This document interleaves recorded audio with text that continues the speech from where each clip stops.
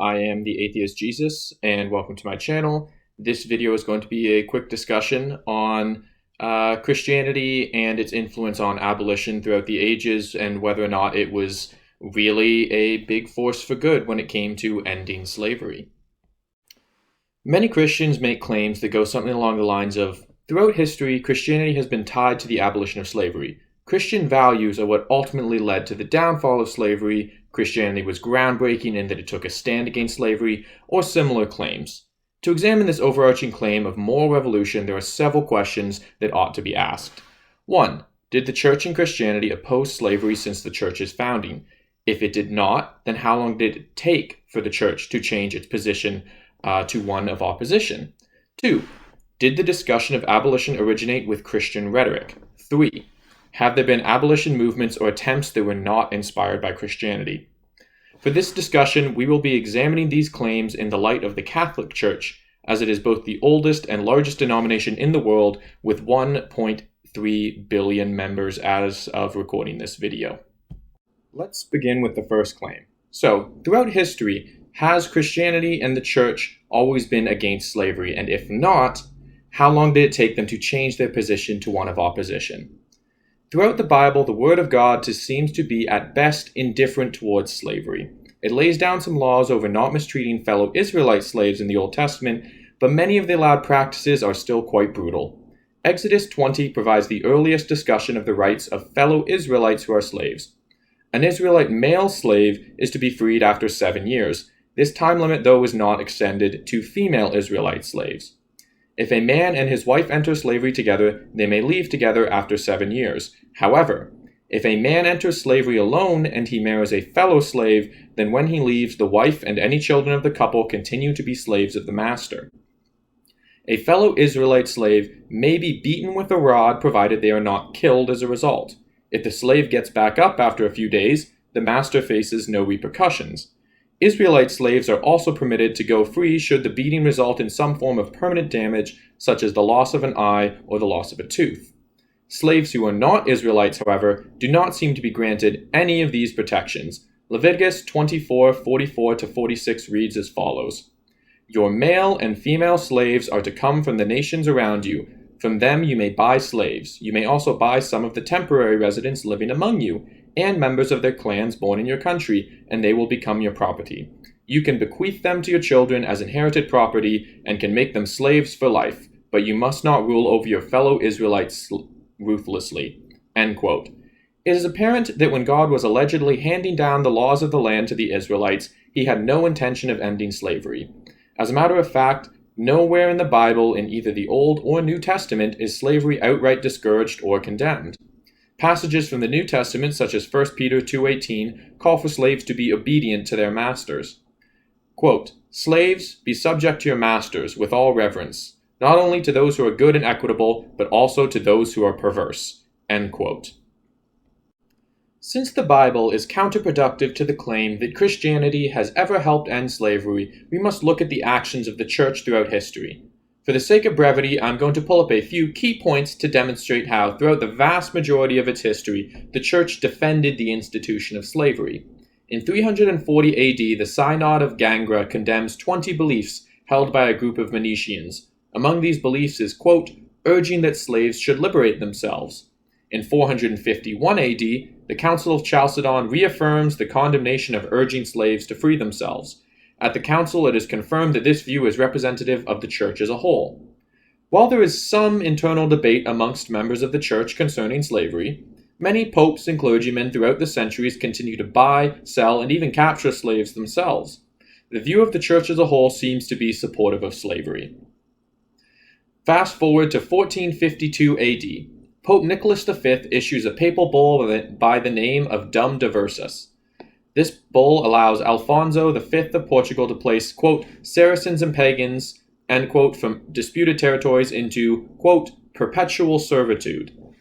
In 1455 AD, Pope Nicholas V issues another papal bull titled Romanus Pontifex.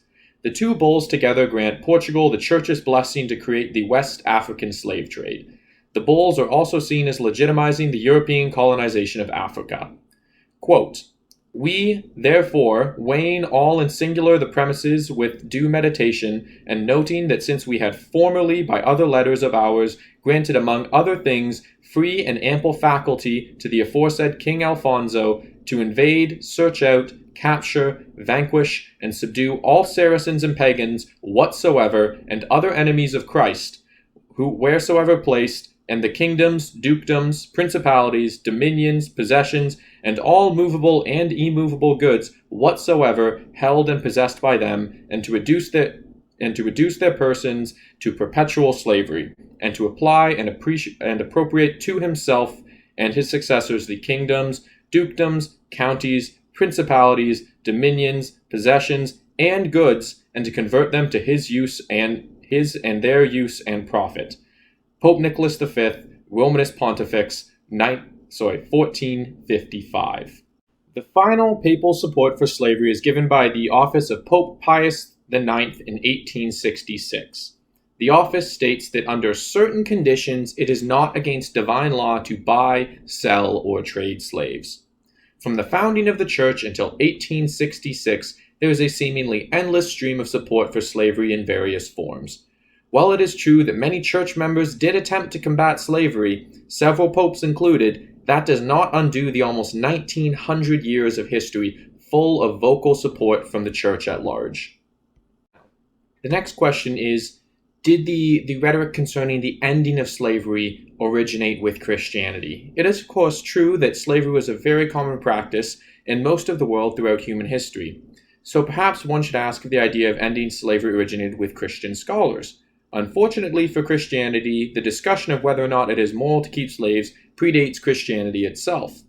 While some people have pointed to the Cyrus cipher of 538 BCE as being the first ever charter of human rights, there is a case against it as being a propaganda piece for Cyrus after he became the emperor of Persia.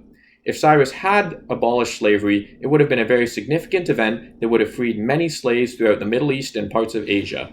Notably, though, Cyrus did free many Jewish slaves and allow them to return to Jerusalem to rebuild their cities and construct a new temple. Due to this, Cyrus is praised in the book of Isaiah as being anointed and blessed by the Lord and used to subdue the enemies of Israel. You don't have to look far, however, to uncover individuals who were openly questioning and condemning the institution of slavery. In Greece in the 4th century BCE, Alicidamas famously said, "God has set all men free. Nature has made no one a slave," when arguing for the freedom of Messenians. Such arguments were not made in private either, but were public condemnations. There were other prominent scholars, many of them Stoics, who are credited as having espoused anti-slavery rhetoric hundreds of years prior to the birth of Jesus.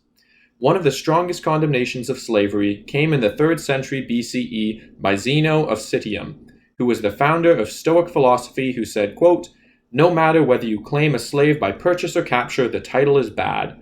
They who claim to own their fellow man look down into the pit and forget the justice that should rule the world." End quote. Diogenes Laertius, while writing of the Stoic philosophers, noted that, quote, "They declare that he alone is a free and bad men are slaves, freedom being the power of independent action, whereas slavery is privatization of the same.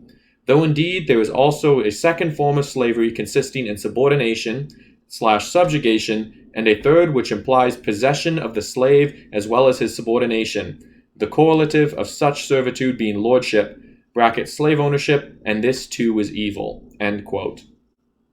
Emeritus Professor of Ancient Thought Christopher Gill of the University of Exeter, who has published and edited several books on philosophy and ancient thought, notes about this passage in particular that, quote, "The passage does appear to say that slave ownership is bad, and not just the extended metaphorical form of slavery normally discussed by the Stoics." End quote. It is evident with just a bit of research that the idea of ending slavery was being discussed, evaluated, and espoused by individuals centuries ahead of Christianity existing.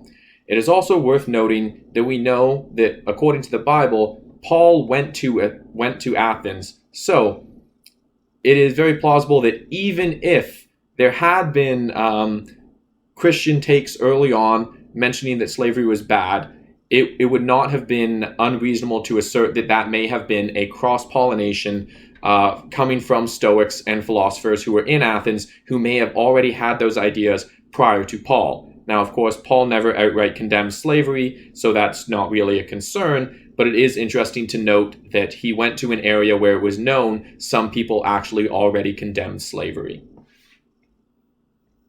The final question to ask is if Christian nations and states were the first ones to attempt to end slavery. As previously noted in this video, large-scale freeing of slaves, while uncommon, was not unheard of. Cyrus himself freed enough Jews that they were able to go and rebuild their cities and rebuild their temple. So, it is not entirely unheard of for large-scale slavery to at least be ended for certain groups. But the question is, was complete abolition occurring at any point before Christianity? Unfortunately for the claims of many Christians, the earliest attempts to end slavery were also being made before Jesus even began to preach. The earliest attempt that I was able to find to completely abolish slavery was made by Wang Mang, I hope I'm pronouncing that correctly, the sole emperor of the short-lived Jin dynasty in China. Around 9 to 12 AD was when he attempted the abolition. Although after Wang Mang was killed in 23 AD, slavery was reinstituted. While it was short-lived, this attempt goes far beyond anything the Christian church will do for almost another 1,000 years. Even the beginning whispers of slavery being condemned by the church was often about protecting fellow Christians as opposed to people, rather than the condemnation of practice as a whole. Beginning around 600 AD, some regulations began limiting the sale of Christian slaves to non-Christians, and in 1873 AD it was declared a sin for a Christian to own a fellow Christian. However, slavery of non-Christians is still deemed acceptable for another approximately 1,000 years by the Church. In conclusion, the idea that Christianity was the pioneer of the abolition of slavery seems to fall short. Every metric discussed by which abolition can be measured, in my opinion, the Church inevitably falls hundreds or thousands of years behind the times. This is not to say that Christianity was particularly horrendous compared to the rest of the world, but lying about the history of the Church to make it more palatable to believers or potential converts is a modern-day cornerstone of apologetics. If your Christian beliefs guide you to condemn slavery, then that is fantastic. We are on the same side. However, please do not lie to yourself or others simply because the truth is uncomfortable or unfavorable towards your preferred religion.